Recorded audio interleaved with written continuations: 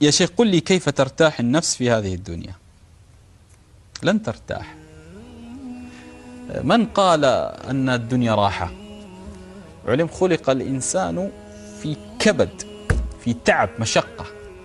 أصلا أنت تولد تعاني من الإرضاع، ثم تعاني من الفطام، ثم تعاني من المشي والسقوط، ثم تعاني من تلعثم الكلام، ثم تعاني من أستاذك وضربه، ثم بعد ذلك تعاني من كد الحياة والزوجة، ثم تعاني من الأبناء، ثم تعاني من هم الأبناء والبنات، ثم من أحفادك، ثم تموت. فمن قال أن الدنيا فيها راحة؟ لهذا راحة عقلك ونفسك تشتريها إذا علمت ثلاثة أمور.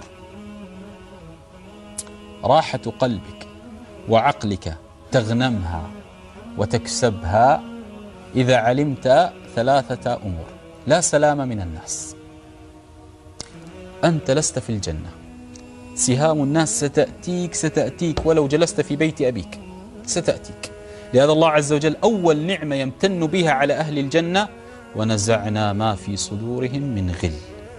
دل على أن ما قبل الجنة يوجد هذه البذرة. واضح؟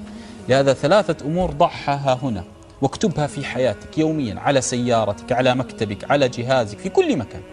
لا سلام من الناس، ولا راحة في الدنيا، تعب، رزق. لن يأتيك رزقك وأنت تجلس في بيتك على طبق من ذهب. ستتعب وتكد وتعمل وتشقى حتى تنال لقيمات ربما. إذا نعيد ثلاثة أمور: لا نجاة من الناس، ولا راحة في الدنيا، ولا نجاة من الموت. ستموت. إذا أنت أخذت هذه الأمور: الناس ستؤذيني، مع السلامة، دعهم يؤذوني. الدنيا لا راحة فيها، إذا سأعمل وأتعب ولا أطلب الراحة إلا في الجنة بإذن الله لي ولكم. واضح؟ ولا نجاة من الموت، إذا سأعمل لما بعد الموت لا لما قبل الموت. لهذا يجب أن تعمل لما قبل الموت أشياء توصلك للموت وأنت على خير، حتى الذي عملته فيما قبل الموت ينفعك بعد الموت. نحن الآن ما مصيبتنا؟ نعمل قبل الموت كأننا نخلد، ولا نفكر فيما بعد الموت. نعمل كل أعمالنا التي نعملها في الحياة الدنيا لما قبل الموت، إلا من رحم ربك. لهذا لا تقل لي كيف ترتاح النفس. لا تأنس النفس إلا بالقرب من الرب. لهذا من عجائب القرآن يا أخي، القرآن قلت لك: من لا يؤدب القرآن لا يؤدب شيء. هذا القرآن يعلمك أن تنشغل به. لهذا إذا رأيت الرجل لا ينشغل بالقرآن اعلم أن الله قد مكر به. واضح؟ من عجائب القرآن وروعة القرآن. أنت لما تخاف الحرب تهرب من الدولة، من الوطن. تخاف من الغرق تهرب من البحر. تخاف من الأسد تهرب من الغابة.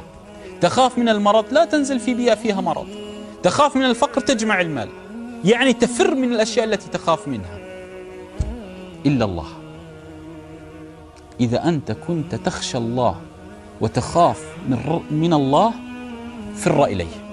قال تعالى: ففروا إلى الله، لأنه لا نجاة ولا مهرب ولا ملاذ من رب العزة.